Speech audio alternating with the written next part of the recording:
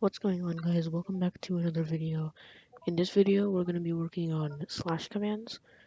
In this video we're going to be using preview 425. So make sure your Scratch server is set to preview 425. And if you don't know what I'm saying, like about previews and Scratch servers and everything, and this new Scratch for Discord app, make sure to watch the last video because in the beginning I explain everything about those. So make sure your server is set to 425 and click on Open Scratch. And then slash commands, we're going to be registering them first. So you have to actually make the slash commands first. So click on register slash commands in the top and that button.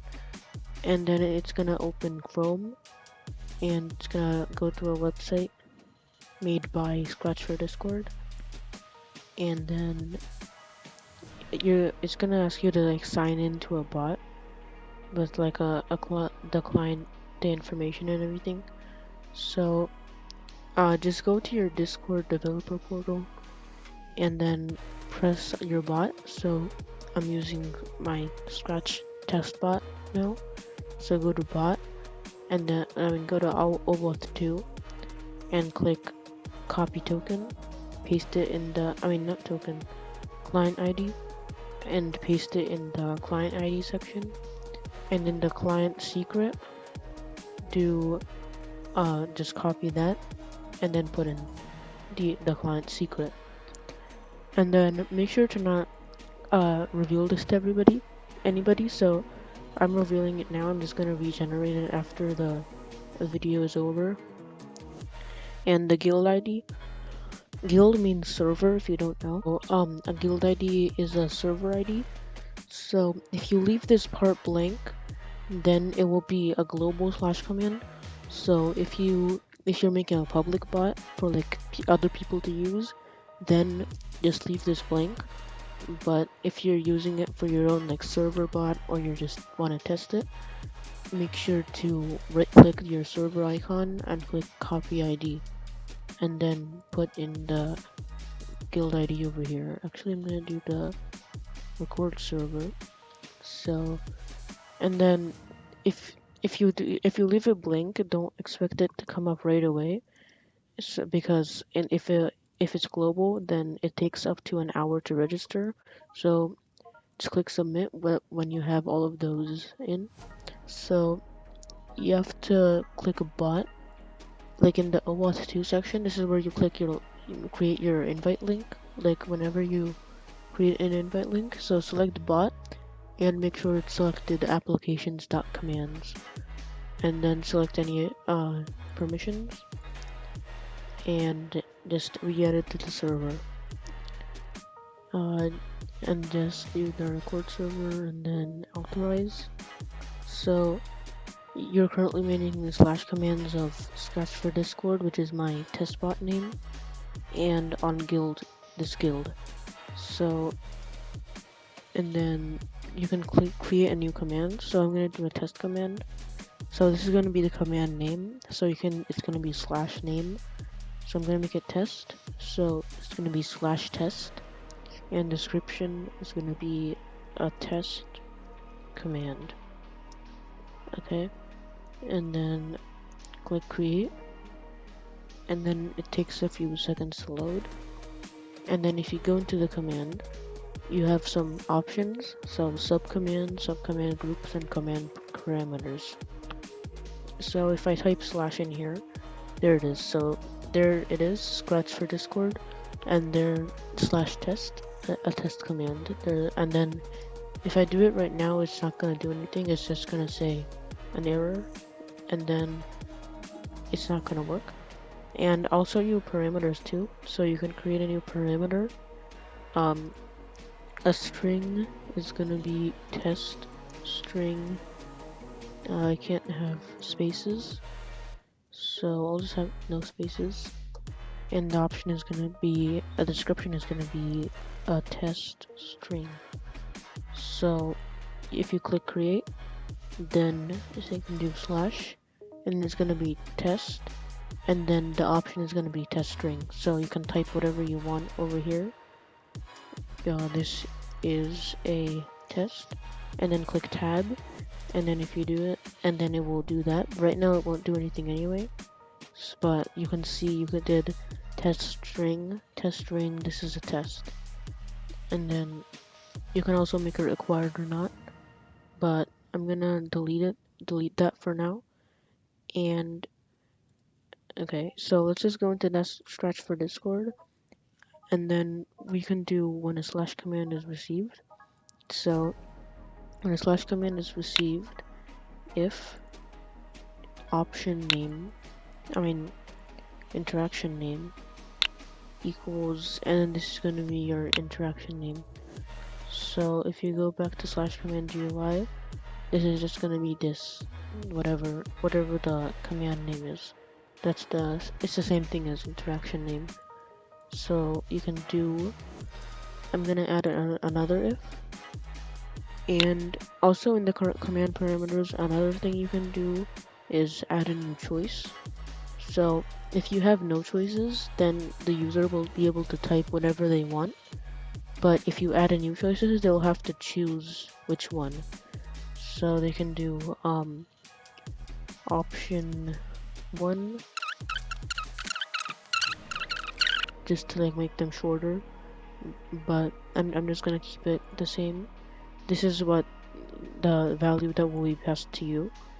This is the value sent to you, and then what the user will see. So you can do if I'll actually show you that. So test string, and then you can choose either one. So in this one you can't just type whatever you want. It'll just say an error. And then so I'm gonna do some else ifs and ifs. So there were 3 options. So if get string option name will be the option name. So test string if get option name test string equals, then you can do the options. So option 1, sometimes it's not gonna let you put these in. Like for example, if you do true or false, a boolean for example, you're gonna have to set it to a variable. So you can just create a variable, and I'm just gonna do test string, and then at the beginning you can do set test string to, and then get the string option name test string. So instead of using this, you would use the variable. You would just put this variable in here. But right now we're not doing anything like that, so it's fine. So we can reply for this. You chose first option. Well, actually we can't do reply. We have to do interaction reply. And ephemeral is if it's only visible to the person who did the command. So you might see, well, it's the thing we just saw. So if you do a command, for example, it's gonna be like this, like only you can see this. It's gonna look like this blue style and everything. So if you want it to be like that, you can set this to true, ephemeral. And interaction will reply will be you chose first option. And then ephemeral will be true for this one. And right now ignore the row, because that will be buttons, and the buttons will be in a future tutorial.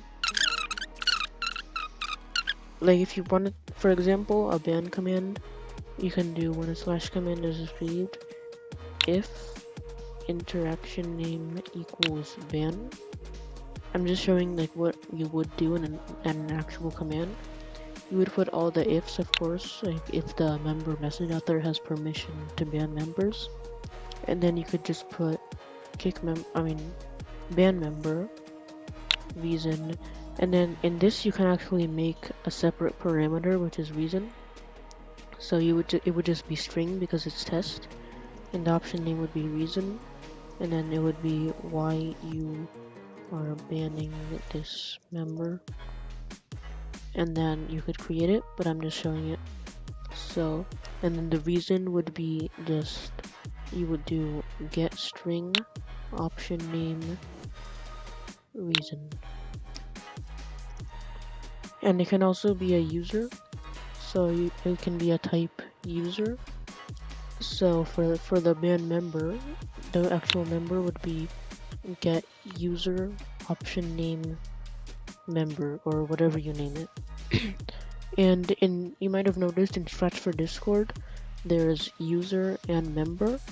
So there's actually a difference. In member, it's like it's in the servers, like you can mention that. It's also, some people also call it mentionable, so you can actually like at someone. But a user is like a user in all of Discord, so you can do an actual user. But over here, for some reason, there's no member option, so you're gonna have to do user anyway. I don't know if that's a mistake or there's some reason behind it, but there's no user option in the Scratch for Discord register. And you can, the band member would just be option name member or user, whatever you call it. And it would just interaction reply. It would just reply like that member has been banned. Of course, you're gonna put it in more detail. The moderation commands part 2 is gonna have slow mode, purge, and it will have mute. So that's gonna be in one of the next videos. I'm not sure in which video. And if you want me to do buttons, make sure to comment it, because I'm not sure how much of you will use buttons, but I think I will do it if enough of you want it. So, and then the moderation commands part 2 will come soon. So that's it for today's video, and I'll see you next time. And also make sure to join my Discord server, where you can ask questions if you have any questions, like if you're having any errors in Replit or anything. I'll see you next time.